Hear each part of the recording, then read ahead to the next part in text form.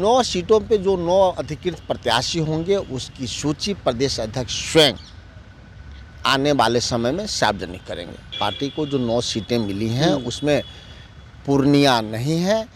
India गठबंधन के जो 40 अधिकृत प्रत्याशी होंगे उनके विरुद्ध इस गठबंधन के कोई भी सदस्य अगर नामांकन करते हैं तो उस पार्टी के वो सदस्य नहीं माने जाएंगे। कांग्रेस पार्टी 9 सीटों पे चुनाव लड़ेगी, बाकी सीटों पे आरजेडी और वामपंथ लड़ेंगे। कांग्रेस पार्टी का एक कार्यकर्ता उनको मदद करेंगे। इंडिया गठबंधन व्यापक बना है, सीटों के निर्णय ले लिए गए हैं, प्रत्याशी चयन की प्रक्रिया है।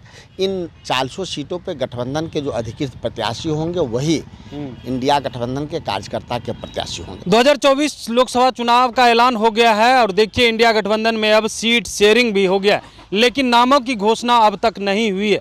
कांग्रेस अपने जिन सीटों पे चुनाव लड़ाएगी उम्मीदवारों की, उन नामों की घोषणा कब करेगी, इस पे बात करने के लिए हमारे साथ कांग्रेस के प्रवक्ता हैं राजेश राठौर जी। कब नामों की घोषणा करने जा रहे हैं आप लोग?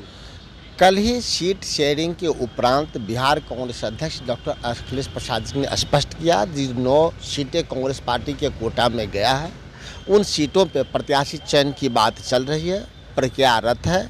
अब स्क्रीनिंग हो रहा है, कुछ ही दिनों में उस पर सी होगा। 9 सीटों पे जो 9 अधिकृत प्रत्याशी होंगे उसकी सूची प्रदेश अध्यक्ष स्वयं आने वाले समय में सार्वजनिक करेंगे। क्या लग रहा है लड़ाई इस बार किस तरह की होगी आप लोगों की? कोई लड़ाई मैदान में नहीं है। इंडिया गठबंधन 40 के 40 सीट जीतेगा और एनडीए प्रत्याशी चुनाव हारेगा। आप लोग कह रहे हैं 40 में 40 जीतेंगे, उम्मीदवारों की घोषणा नहीं किए हैं, वो लोग तो अब उम्मीदवार भी उतार दिए हैं।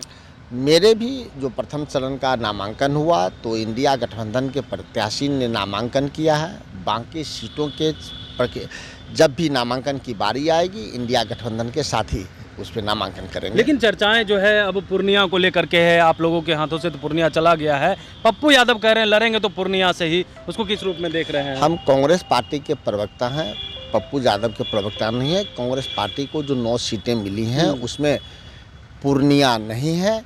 इंडिया गठबंधन के जो 40 अधिकृत प्रत्याशी होंगे उनके विरुद्ध इस गठबंधन के कोई भी सदस्य अगर नामांकन करते हैं तो उस पार्टी के वो सदस्य नहीं माने जाएंगे। वो तो कह रहे हैं इंडिया गठबंधन को मजबूत करेंगे और कांग्रेस के सिंबल से ही चुनाव लड़ेंगे। कांग्रेस के सिंबल के लिए 9 सीटें का उल्लेख हुआ है जिसमें किशनगंज है, कटिहार है, भागलपुर है, समस्तीपुर है, मुजफ्फरपुर है, पटना साहिब है, पश्चिमी चंपारण है, सासाराम है और महाराजगंज है।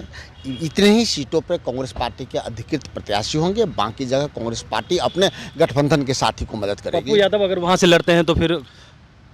मैंने क्या कहा कि कांग्रेस पार्टी 9 सीटों पे चुनाव लड़ेगी, बाकी सीटों पे आरजेडी और वामपंथ लड़ेंगे। कांग्रेस पार्टी का एक कार्यकर्ता उनको मदद करेंगे। तो क्या पप्पू यादव को सिंबल नहीं देगी? मैंने क्या कहा कि कांग्रेस पार्टी इन 9 सीटों पे जिसका मैंने उल्लेख किया है, कांग्रेस पार्टी के प्रत्याशी इन्हीं 9 सीटों पे चुनाव लड़ेगी, बाकी जगहों पे आरजेडी और वामपंथ को मदद करेगी। क्या लग रहा है पप्पू यादव आप लोगों में शामिल हुए हैं, अब लड़ाई करने की बात कर रहे हैं, सीट भी नहीं मिला है, तो नुकसान नहीं होगा आप लोगों को? इंडिया गठबंधन व्यापक बना है, सीटों के निर्णय ले लिए गए हैं, प्रत्याशी चयन की प्रक्रिया है। इन 400 सीटों पे गठबंधन के जो अधिकृत प्रत्याशी होंगे वही इंडिया गठबंधन के कार्यकर्ता के प्रत्याशी होंगे। बिल्कुल। तो सुन रहे थे क्या कुछ कह रहे थे कांग्रेस के प्रवक्ता राजेश राठौर जी। इन्होंने साफ तौर पे कहा है कि जो सीट कांग्रेस को मिला है उसी सीट पर कांग्रेस अपना उम्मीदवार उतारेगी। वहीं पप्पू यादव को लेकर के भी इन्होंने स्पष्ट कर दिया है कि देखिए जो सीट राजद के कोटे में चला गया है उस सीट पर कांग्रेस अपना सिंबल नहीं देगी। ऐसे में पप्पू यादव अब क्या करेंगे, क्या वह अब निर्दलीय लड़ेंगे? क्योंकि इन्होंने तो स्पष्ट कर दिया कि कोई भी जो कांग्रेस के उम्मीदवार होंगे वो जो है इंडिया गठबंधन से हट करके प्रत्याशी नहीं उतरेंगे। Kamlesh Kumar, live Bihar, Patna. Live Bihar YouTube पर सब्सक्राइब और फेसबुक पर लाइक जरूर करें।